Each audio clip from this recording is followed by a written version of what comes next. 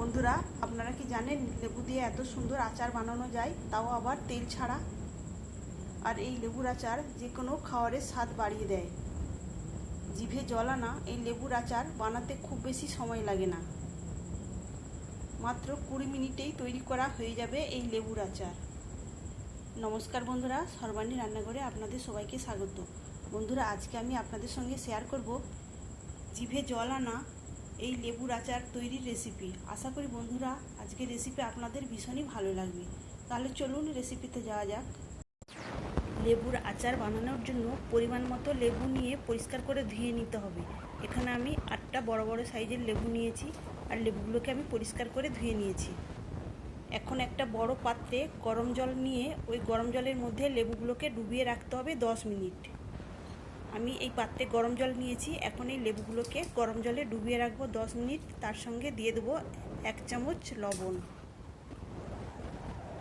1 চামচ দিয়েছি। এবার আমি এটাকে 10 মিনিটের জন্য ভিজিয়ে রাখবো লেবুগুলোকে গরম জলে এইভাবে ডুবিয়ে রাখলে লেবুর যে তিতা ভাব সেটা অনেকটাই কেটে যাবে। 10 মিনিট আমি লেবুগুলো গরম জলের মধ্যে ডুবিয়ে রেখেছিলাম, সেটা এখন আমি তুলে নেব।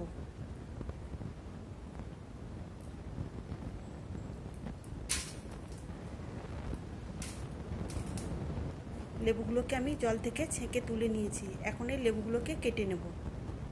আমি লেবুগুলো বটিতে কাটবো, আপনারা চাইলে ছুরি দিয়েও কাটতে পারেন। প্রথমে লেবুর 2 সাইডের অংশ কেটে বাদ দিয়ে দিতে হবে।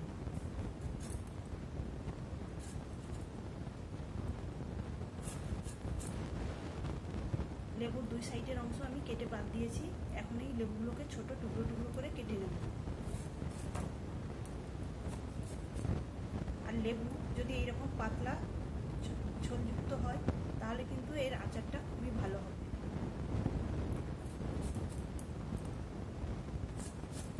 এখানে আমি একটা লেবুকে এইভাবে কেটে নিয়েছি।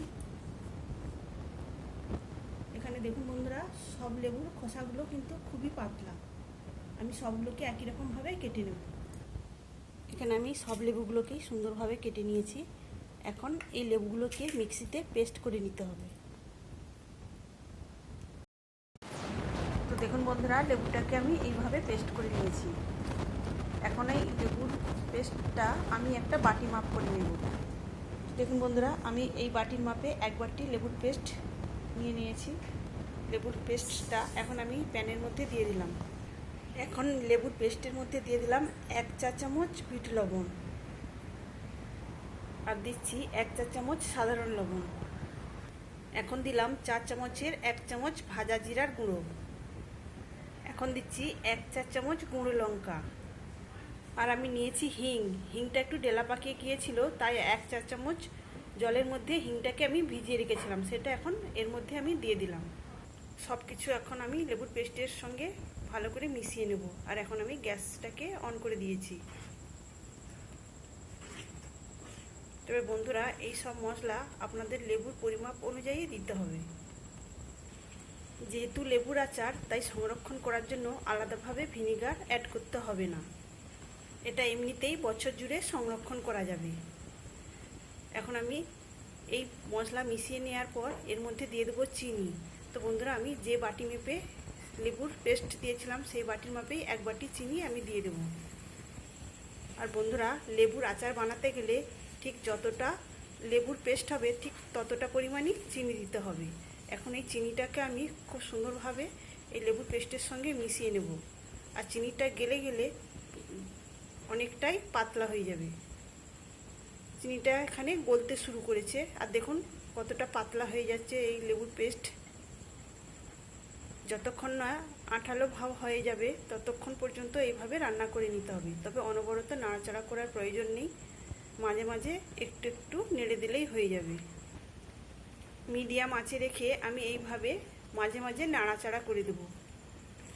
আর বন্ধুরা, এই লেবুর আচার সঙ্গে সঙ্গে খেলে কিন্তু একটু তিতা ভাব লাগতে পারে, তবে সংরক্ষণ করে রাখলে এই লেবুর আচারটা ধীরে ধীরে তিতা ভাব কেটে যাবে। বন্ধুরা, এই লেবুর আচার যে একবার খাবে সে কিন্তু এই আচার বারে বারে খেতে চাইবে, আর তার ভীষণই ভালো লাগবে। বন্ধুরা, এই লেবুর আচার এতটাই লোভনীয় হবে যে ছোট বড় সবারই ভীষণ ভালো লাগবে।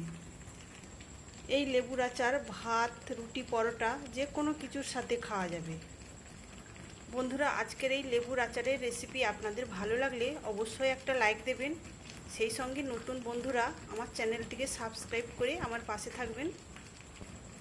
দেখুন বন্ধুরা, এখানে লেবুর আচারটা অনেকটাই ঘন হয়ে এসেছে। তাহলে বন্ধুরা, আপনারাও এইভাবে বাড়ির গাছের লেবু কিংবা বাজারের কেনা লেবু দিয়ে এইভাবে আচার বানিয়ে বছর জুড়ে সংরক্ষণ করে রাখতে পারেন। আর বন্ধুরা, দেখতেই পেলেন এই লেবুর আচার বানানো কতটা সহজ।